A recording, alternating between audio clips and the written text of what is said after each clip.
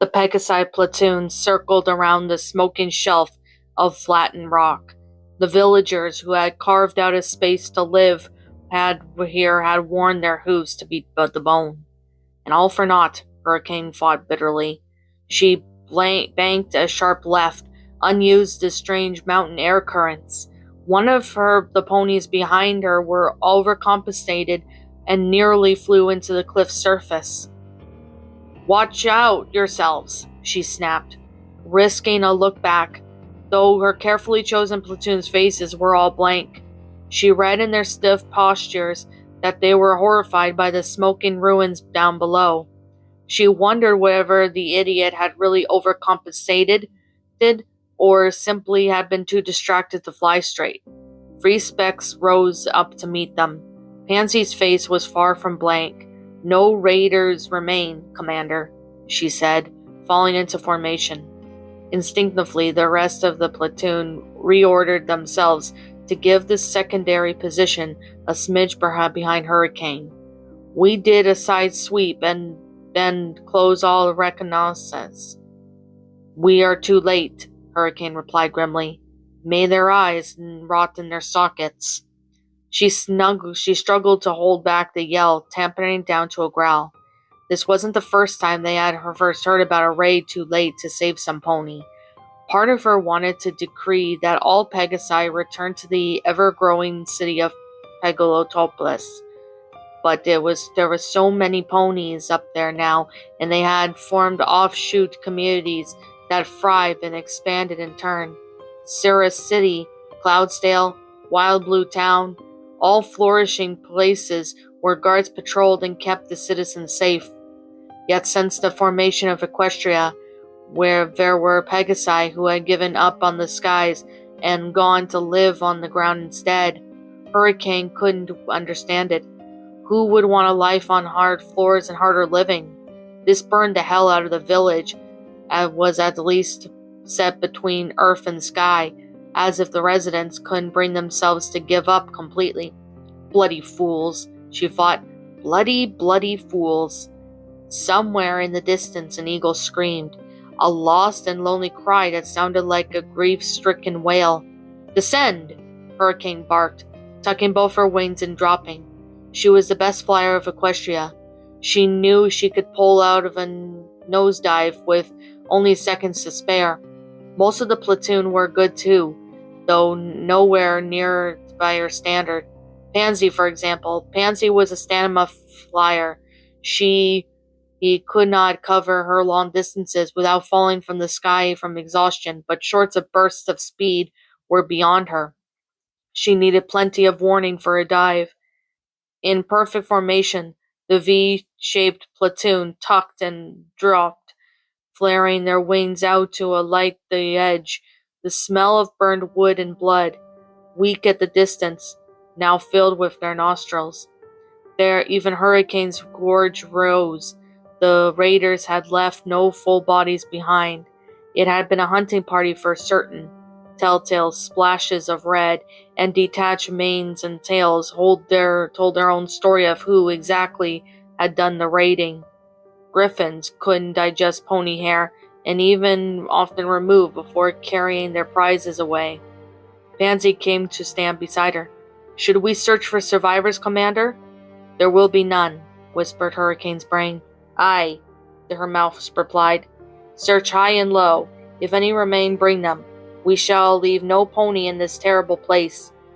"But they built too close to the border," she heard a brawny tan stallion mutter as they split for the predetermined pairs, and the better to watch each other's backs. "A mountain village this far near Griffonia? This pure foolishness, as their good signed to their own death warrants.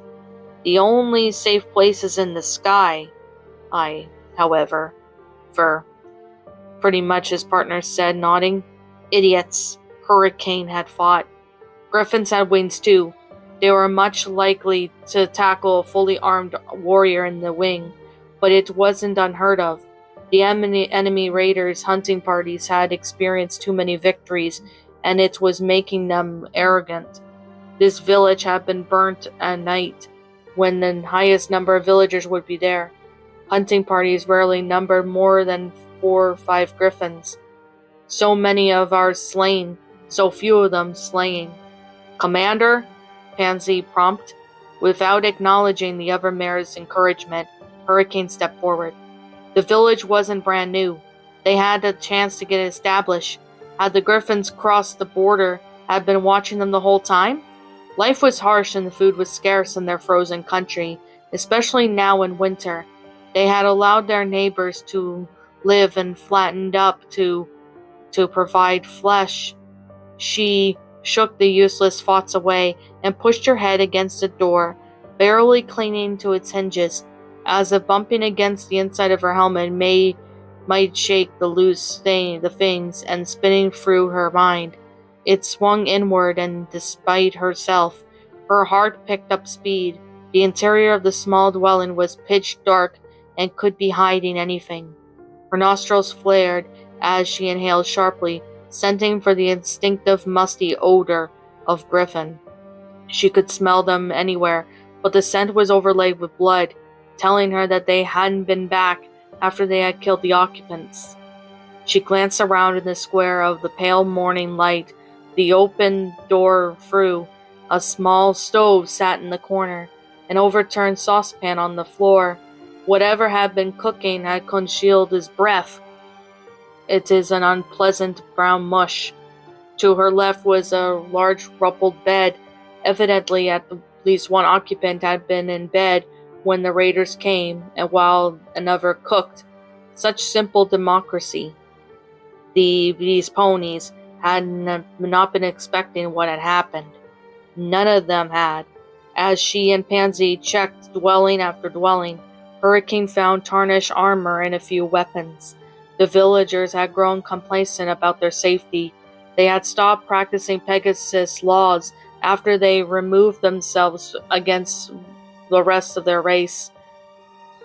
Hurricane knew that many Pegasi chafed against her laws, but this is why they needed such a rigor and severity. "Just look at Dolph happen when they leave the flock," she muttered to herself.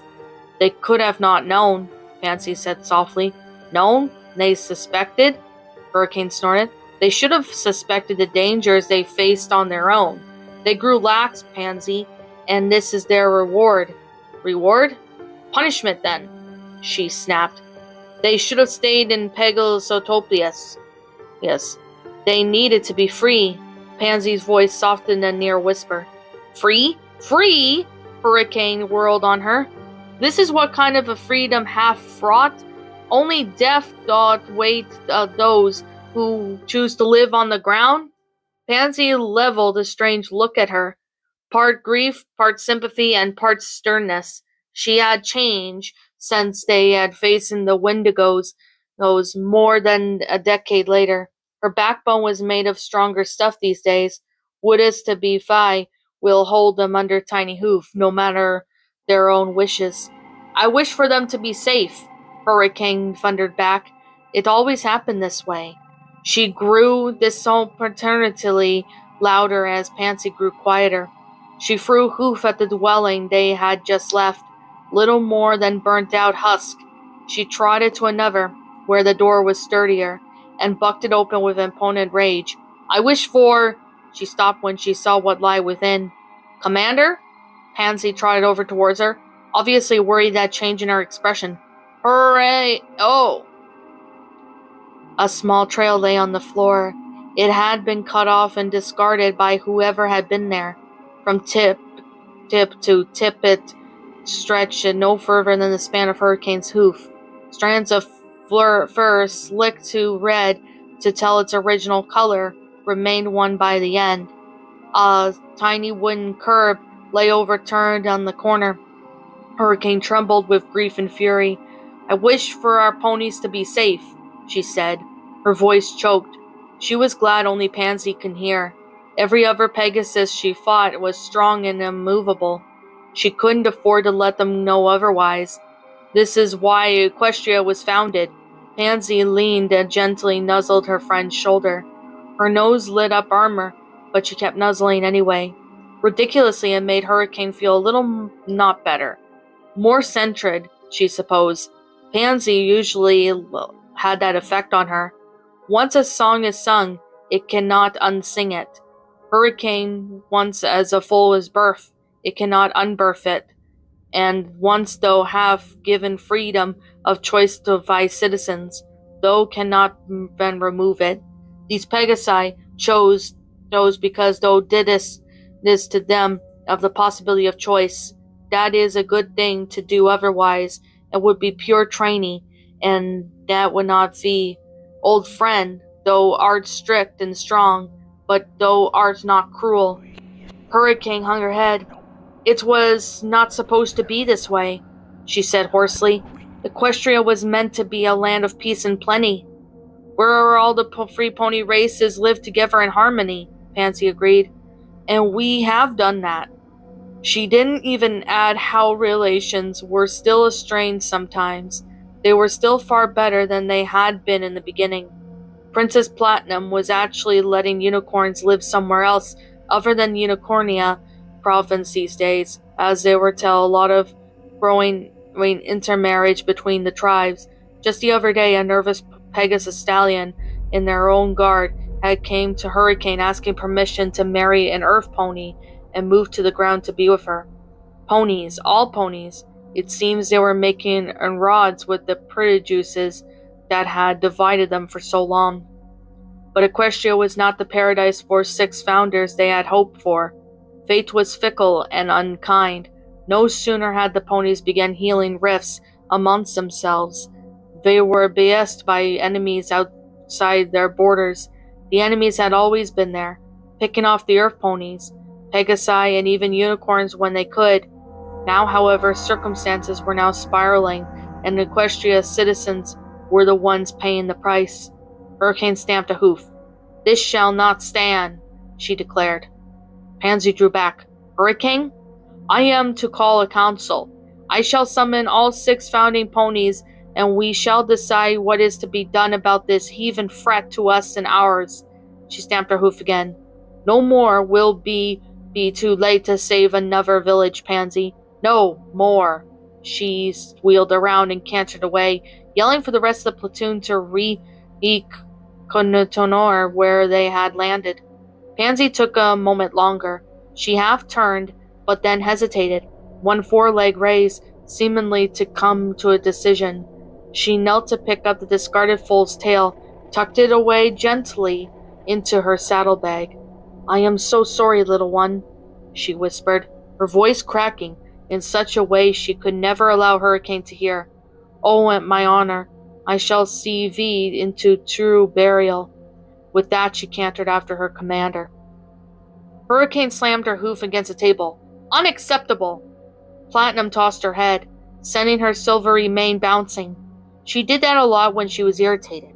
Since there was cement started, that she had practically bounced her head right off her neck. Wherefore is this unacceptable? She demanded. Place your unicorns' lives above my Pegasi. I do no such thing, she sniffled. I merely state that there is no preposterous to sacrifice ponies whose hooves remain on the ground to adversities with wings. But is it tolerable that Pegasi fight and die because they also wear feathers? Be silent, Hurricane. I spake nothing for sort. Thy meaning doth run clear as ice melting to water, Platinum. Princess Platinum, she corrected. Hurricane snorted. We need an archer that heirs, and Grace is here? I know not, Commander, Platinum replied, cool voice. He's cool. Have we?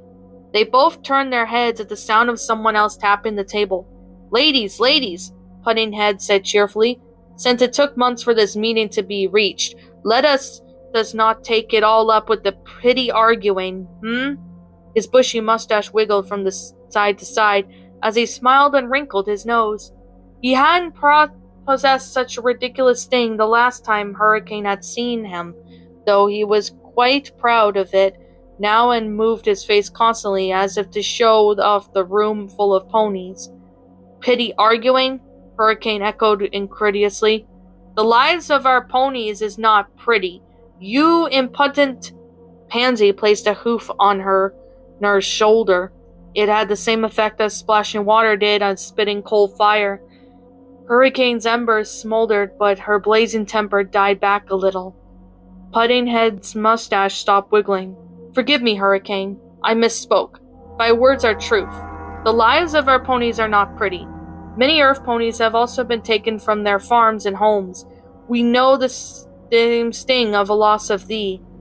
It was so strange that so relentlessly cheerful stallion acted somber for once that Hurricane was lost for words.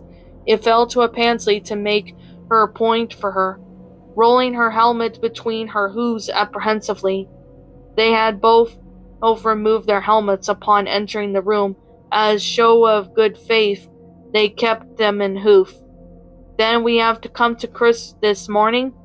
What are we to do about the griffin fret? Puddinghead had stared out of the window. This longhouse they were in had been built by Earth ponies. Hurricane found herself drawn whatever point he was looking at. Several ponies passed the window, though not all were Earthers. A Pegasus went by, helping to carry a huge basket of apples. A unicorn pulled a cart, carrying the rest of the load, seemingly not to care that his coat was covered in dirt, as he chatted with the mare hitched beside him. Strangest of all, the tiny unicorn filly bounded around an Earth pony mare, who was their exact double in coat and hair color, but lacked of her horn. Equestria was not just a place. It was something that happened around them. It was something wonderful, something magical, something that had never happened before. They were all witnessing the history being made, but how long could it last against outside threats? There have been unicorn losses also, Platinum admitted. She sighed, as if admitting this was something she had hoped not to do. She glanced at the empty seat beside her, reserved for Clover the Clever. For one reason they had postponed the meeting until now was because they had been trying to track him down. But since he left the Unicornia province, he seemed to have fallen off the map. No pony had been able to find him, and they eventually agreed to hold summit with only 5 founders instead of 6. At Platinum's admiration and furtive glance, both Pegasi and Earth ponies shared the same thought. Was Clover among the losses she spoke of? Had they not been able to find him because he wasn't there to be found? The thought was horrifying. Clover was the strongest among them, and though neither Hurricane nor Platinum would ever admit that, if their enemies could kill them, then what hope would the rest of them have? We cannot go to war, Smart Cookie said flatly. She did not smack the table to get attention, yet her soft statement had very ear-flicking towards her. We are also not equipped for that. Pegasi are all combat trained, Hurricane started to say, but flattered. They all have been used to the combat trained. Now only those in Pegasi cities were, and even then she could only swear to Pegapolis that the offshoot cities were self-governing. It was possible that they, like Burned Out Village, that had inspired her to call the other founders. They had seized the following laws once they were far away from her. Nevertheless, she squared her shoulders, and hope for her misgivings didn't show on her face. But Earth ponies are not, Smart Cookie replied. We are Earth ponies of soil and plow, not blade and blood. Unicorns are made of crafts and magic. They could not be trained, Hurricane insisted, though there was less conviction in her tone than before. She looked outside again, watching the little unicorn filly trot after her mother. A pair of Pegasus colts whooshed past, casting each other and laughing wildly.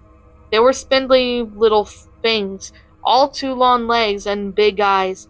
She tried to imagine them older, in armor carrying spears, and ready to face off against an experienced griffin hunting party.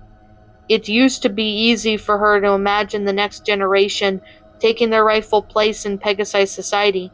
Now not so much. Hey, they could, Smart Cookie agreed. And then what?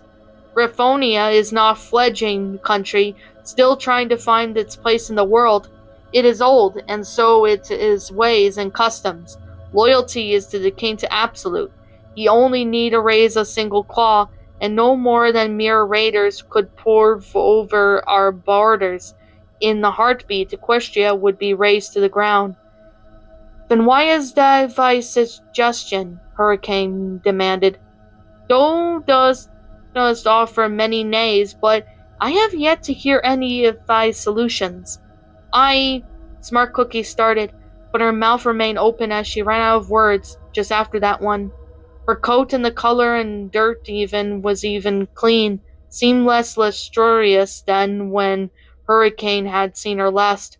Smart Cookie was a work pony and through, and she actually enjoyed trending the land and making things grow. She got some sort of pleasure from it, and Hurricane could not fathom, though she supposed Smart Cookie couldn't understand and her love flight either. The founding of Equestria had done wonders of Smart Cookie's pro-face position. Now, however, the worries and cares of running country and keeping its inhabitants were clearly taking its toll. Earth ponies didn't live as long or detain their youth as the way unicorns and Pegasi did. It occurred to Hurricane in a bolt of unwelcomed clarity that the founding of six, Smart Cookie and Puddinghead, would likely be the first to die, provided she and Painsley didn't get themselves killed first. She mulled the idea over and felt it unpleasant in a way she would not have only a few short years ago. She would miss them. It was ridiculous, but she would actually miss them. A Pegasus mourning mud ponies, she thought. Falling back in the old nickname Pegasi had been used for earth ponies since the time of an immemorial. Even calling them that unpleasant now, as if she had insulted them to their faces. Even though the words had been only inside of her own head, she resisted the urge to hit herself with her own helmet. Was she doing soft at her dosage? What can we do? Platinum said at first. I mean, not to offend thee or fine, Hurricane, but we are not warmongers. Yet our hooves remain as stained with blood as griffins if we do not. Hurricane snapped, bristling at herself and the other ponies around the table. As if on cue, Splotch appeared at the center of the table. At first Hurricane thought it was a shadow. Then it rose off the wood and levitated into the air, undulating like a piece of hot pin pitch falling from the reverse from a freshly thatched roof. She was on her hooves in the instant, helmet and sword unsheathed. The fraction behind her pansy also drew her weapon as Platinum Puddinghead and Smart Cookie shot away from the table. What is this? Hurricane demanded. The splotch rippled and swelled. Clumps of fur sprouting out from its tiny nubs appeared and lengthened. Several cracks were heard as the perpetrators bent themselves into joints that had apparently not existed not prior to the whole nightmarish thing, kept growing and growing until it towered over them. Stop halfing swinging forward like a spiked mace in the middle of a battle. A horn popped out, and then another. Two lines appeared and popped open, revealing dull yellow eyes beneath. These rolled about in this still undulating skull until a newly formed upper limb reached up and smacked the back of its head. Ugh, I do so loathe it when it happens, the creature said. It blinked a few times and then focused on the founders. It smiled when it saw Hurricane and Pansy, seemingly amused by their display. Dost thou intend to stick me with their 5 tiny needles? Needles? Hurricane thundered, rearing up and flaring her wings to make herself look angrier. It was an old Pegasus technique, and couples with red coats and armor made her look quite formidable. She managed to talk understandably around the world sword grip in her mouth, a testament that many battles and times she had repelled raiders while she was barking orders to her warriors. My sword shall find thy throat, intruder. What manner of beast thou, and what may be thy business here? My business? The creature smiled wider. So quick turn around to talk of business, little pony. So what is the manner of beast I am? Well, I am a manner of beasts. It laughed hilariously, as if trying to make the best joke in the world. Hurricane tightened her teeth around the sword grip. Her wings trembled with impulse to fly at whatever that thing was. The air reeked of sulphur and from its entrance. It looked like some godling had put together a collection of limbs without having a real working manner of what the word body meant. Things had been thrown together haphazardly, with no thought for aesthetics. The creature's eyes were two different sizes, one seemingly slipping down its long face. Its horns didn't match, neither did any of the four limbs. Some body parts looked vaguely equine, and while others remained herd of goats, dragons, snakes, lions, and she forced down with a growl, griffins. The creature sat back down into the empty chair and hung in there as if taking a seat on a natural chair. It regarded them and snickered to itself again. I come to thee, ponies, with the proposition, it chuckled. This summit to be discussed by Fret, to thy country possessed by King Slaughterbeak and his griffins. Is this so? What interest of thine do we discuss? Hurricane demanded. I have watched the tiny country for some time now, it replied. It struggles to amuse me. Ponies are such amusing creatures. I'd be saddened by its loss, and the loss of its citizens. Therefore I propose a solution to the threat whose shadow falls across it now. Hurricane made to speak again, but Smart Cookie coughed loudly. She looked across the table, peering past the creature's undercarriage to meet Smart Cookie's gaze. The other mare shook her head slightly and cleared her throat to get the creature's attention. Is what thy name? She asked. Oh, and I have had many. The creature leaned forward, turning a slow somersault in the air. Names are names. Our names are names. 'Tis all so much at the end. I am old and I am young. I have nameless, and yet I have processed more names than I gathered here. He focused on each pony in turn. Smart Cookie, Chancellor, Puddinghead, Princess Platinum, Florissant, representing her glory, Ledge of the United Ponies of Unicornia. It then tapped its chin. Such a mouthful.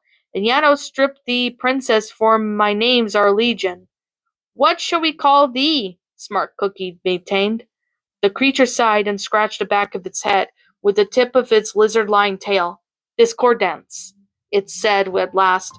I am an avatar of chaos in this world, and I have chosen thee, little ponies, upon whom to lavish my intention. This Equestria Dove show is so much potential, and I would have it continue, not fall into the claws of my enemies. Therefore I pose thus, let me save thee. I could but click my claws at the borders of Equestria would be safe again. It grinned a mouthful of mismatched yellowing teeth. Hurricane scowled. And what payment wouldst thou expect for such deed? She still didn't trust unicorn magic entirely. The idea of letting this thing loose on their border has made her stomach pulse cold. Simply thy time and company, the creature replied. Oh, and the time and company of thy citizens. All ponies amuse me. Their reactions to me and my powers are always so entertaining. It laughed again, twisting up to the ceiling and pushing it off as if swimming back down to their level. So, what sayest thee, little ponies? It then cocked its head, as if to avoid the speed of their decision. I could tell thee that the small earth pony village on thy northern border suffers at raid at this moment. I could save it, at least an act of goodwill, to prove my worth, fee. It then wiggled its brown eyebrows encouragingly, in a favor in want of no payment.